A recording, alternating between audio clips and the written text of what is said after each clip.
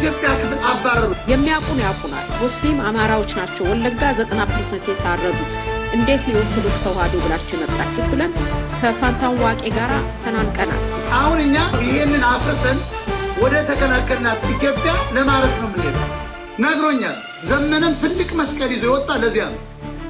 አሁን ነው የሸሸ ከዚያ ተግባሩ ይመስለኛል። የኦርቶዶክስ ተዋህዶ ከአማራው እጅ ከወጣች ዘመን ተቆጥሯል። የምታውቁት ነው።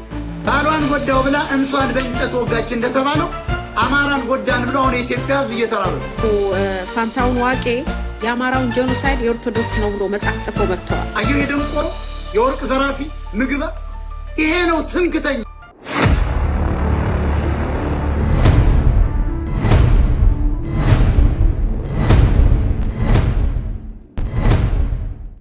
ዛሬ አማራ እኮ አማጋ የሚባል አለ። ሳር ክልክል ሳር የለውም። ድሮን የሳድግ ክልክል ሳር አለ። ላሞች ሄደው ይበላሉ። የኛ ባትወልድ እኮ በሌላ ሰፈር ባጎት ባክስቶች ሄጄ የተፈነቃቀለ ፍንቅልቅል ያለ እርጎና አይብ አጓት ተጠጣ ነበር። ዛሬ ግን ገበሬው ማዳበሪያ አቅምሰውበት አውቆ እንዳይበቅል መርዝ ሻበናው ሆት ኦነግ ነው ያደረገው።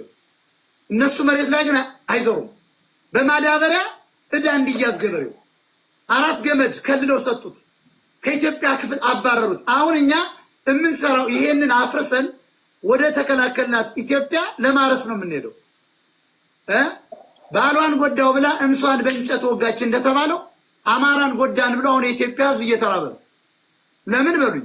አራሹ አማራ 365 ቀን ቂጡ እየተንኳተተ ጤፍ ማምረት 1 ዓመት ይፈጃል። ግን ትምክተኛ ይሉታል ትግሬዎች። ትምክትም ማለት ትግሬ ነው። ናይ ትግራይ ናይ ባህላዊ ጀነራል አየሁ የደንቆሮ የወርቅ ዘራፊ ምግበ ይሄ ነው ትምክተኛ።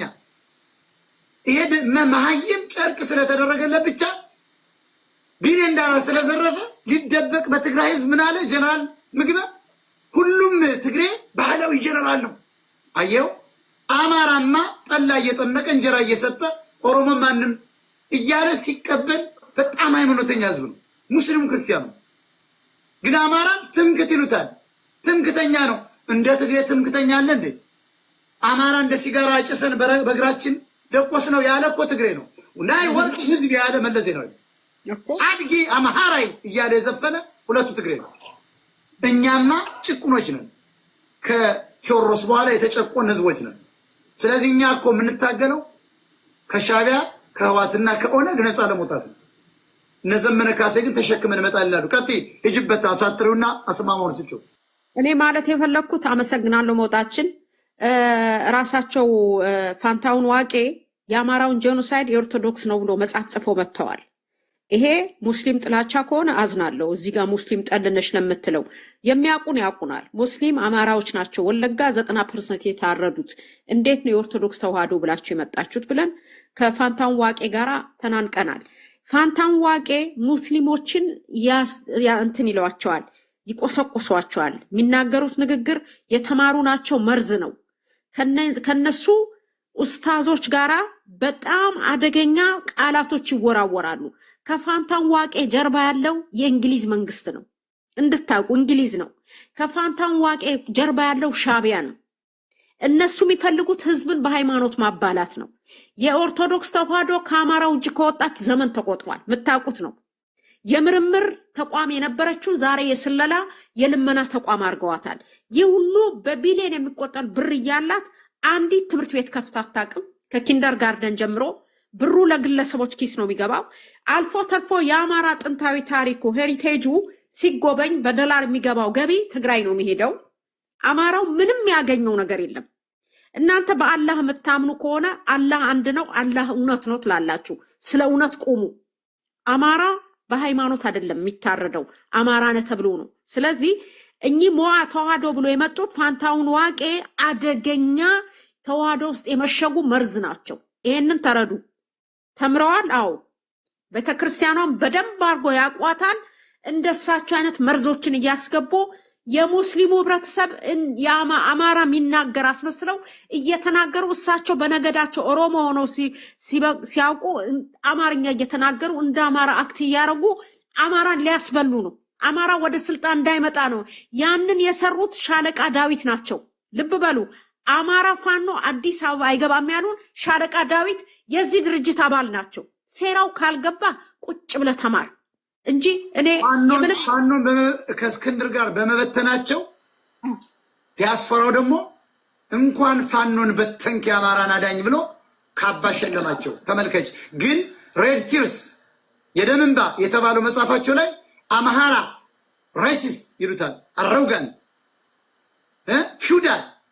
እኔ ከአሜሪካን ሀገር የህግ የፒኤችዲ ትምህርቴን አቁም የመጣሁት 99% ኦሮሞ ጭሰኛ ስለነበር መሬት ላራሹን ደግ እኔ እንደውም ኦሮሞ አይደሉም ኦሮምኛ ተናጋሪ ሻቢያ ናቸው ነው የምለው።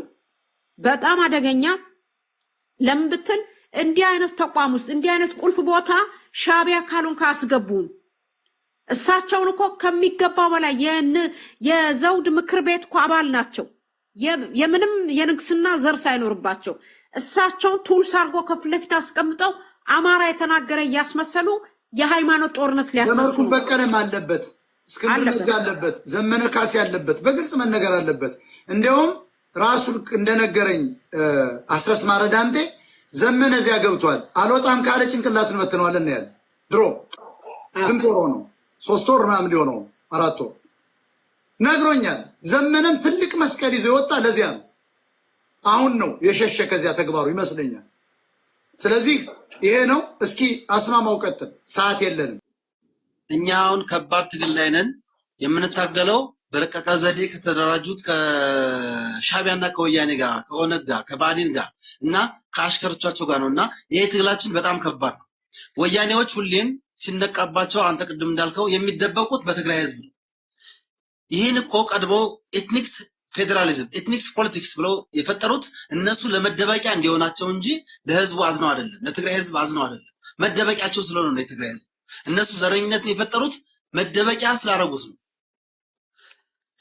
በዓለማችን እንደ ኢሳያስ ሰይጣን የለም። ኢሳያስ 1983 እስከ 85 ዓመተ ምህረት ድረስ 25000 ህጻናቶችን ሰብስቦ ከኢትዮጵያ ወስዶ ኤርትራ ውስጥ አሳድጎ በሱ ስም ጠራቸው። ማሳደግ ከጀመረ በኋላ የኤርትራ 13 ምሁራኖችን ሰብስቦ ለልጆቼ ቋንቋ ፍጠሩልኝ ብሎ መፍጠር ስላልቻሉ 13ቱ ምሁራኖችን ገደላቸው። ቋንቋ ፍጠሩልኝ፣ እኔና ልጆቼ የምንነጋገርበት ቋንቋ ፍጠሩልኝ ብሎ ምሁራኖቹ ቋንቋውን መፍጠር ስላልቻሉ ምሁራኖቹን ገደለ። ኢሳያስ ሰይጣን ነው፣ ዘንዶ ነው። እኛ መታገል ያለብን ከዘንዶ ጋር ነው።